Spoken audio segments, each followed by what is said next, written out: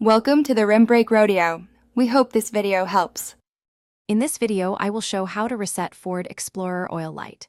Turn ignition to on without starting the engine, press and hold the reset button on the instrument cluster, and watch the oil life percentage flash. Use steering wheel display buttons to navigate to oil life, press and hold reset until it displays 100%, then cycle the ignition off and start the engine to confirm the light is cleared.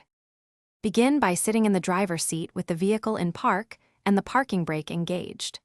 Turn the key to the on position without starting the engine and use the info buttons to find the oil life screen.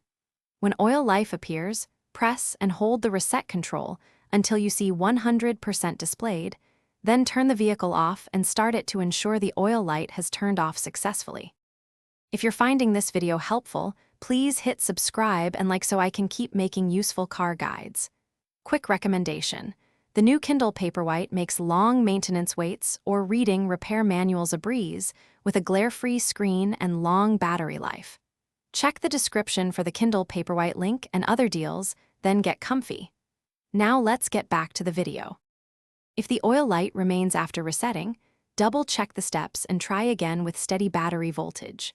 Scan for stored error codes with an OBDI scanner and address any active engine or sensor faults before resetting oil life.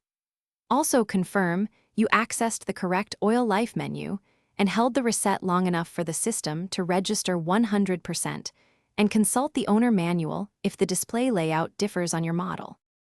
Thanks for watching. Consider subscribing if we helped you.